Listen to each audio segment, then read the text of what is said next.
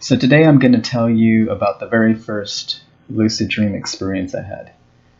And at the end of the video later on, I will share with you a tip that may help you have your first lucid dream. Well, to get things started, so my dream started with my walking down a rather large hallway within what appeared to be a multi-storied university building. I could see numbered classroom doors. Presumably most of the students were in class because there weren't many of them scurrying about in the main hall. As I had walked down the hall, I noticed a lounge area with furniture off to the left, where I saw a professor, I assumed because he was clad in a black suit and tie, and he was having a conversation with two other female faculty members. He then gave me a rather scornful look for no apparent reason, but I just ignored him because I felt I was running late for some class. I noticed whenever I have dreams about school, I'm always running late or missing some assignment to turn in, which is quite contrary to the type of student I was. Anyways, I continued on and entered an entrance to a dimly lit stairwell. As I walked up the stairs, I grasped the strap of my backpack, and at that moment, I looked at my hand and realized that something was amiss. Because, you see, I had already graduated from university 3 years prior to this moment in the dream. So I realized that I was dreaming. So I thought, oh, I'm no longer a student anymore, so I don't really need to study for or attend some class. I was pretty excited and awestruck by this experience. So I quickly threw down my backpack on the floor and proceeded down the stairwell back from the way I came and re-entered the hallway. So when I re-entered the hallway, I saw that the professor, again, only this time he was dressed as a janitor and was holding a mop. I approached him, snatched the mop from his hand, and hit him on the forehead with it. He had a stunned look on his face, then he said, "Thank you," to which I replied, "You're welcome." I thought it was kind of funny, so I went on my merry way. I really didn't know what to do at this point because I'd never been lucid in a dream before. So my first inclination was to explore the building and engage other people in this dream, which are actually dream characters. But in later lucid dreams, I discovered that, well, let's just say that there are other entities that behave differently than dream characters. But I'll get into that topic in future videos. So continuing on, I decided to make the bell ring, at which point the classroom doors opened and out came a massive outpouring of students who flooded the hallway. I took notice of two females and approached them. I told one of them, "You're not going to believe this, but I'm dreaming and you're in it. I don't know how much time I have, so could you be a sport and answer a few questions?" She smiled and said, "Okay." So I asked her, "What's your name?" And then she said, "Nemra."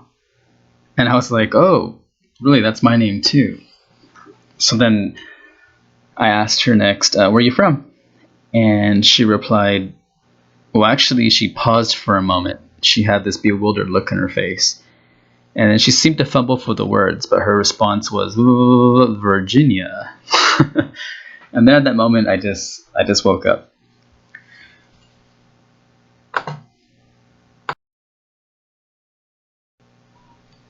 So what I took from this first experience was that the dream characters I was interacting with were essentially from my own thoughts.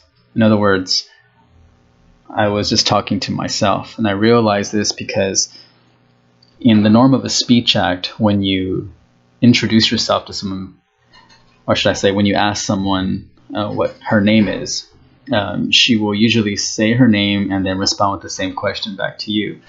So when the dream character, when I had asked her name, the reason why she replied with my name was that I was already prepared to answer her question with my name.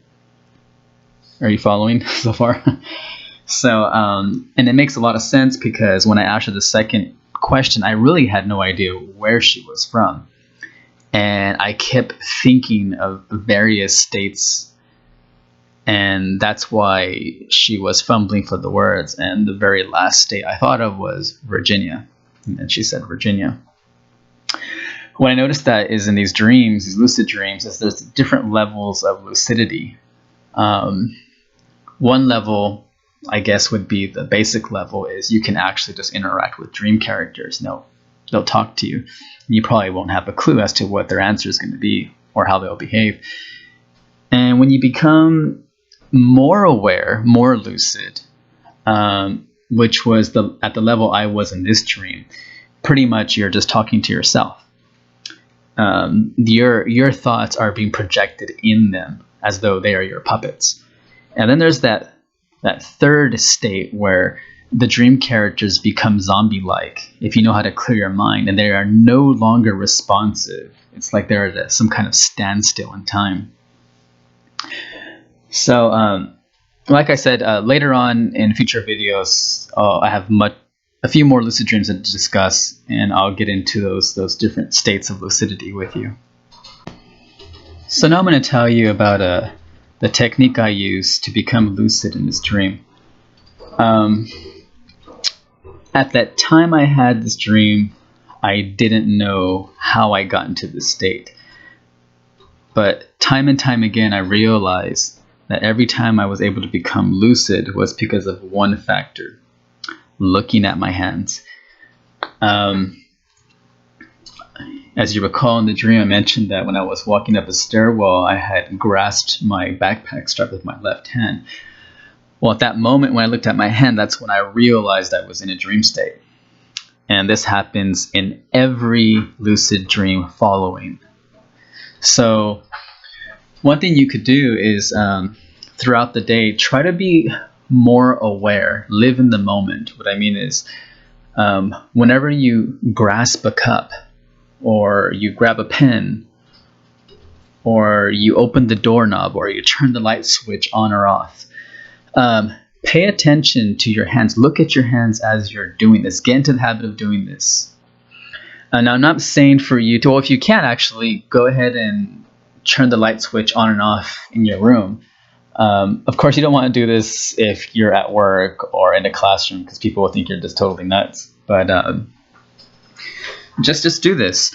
What this is going to do is it's going to become a habit, and hopefully that this habit will recur in your dream.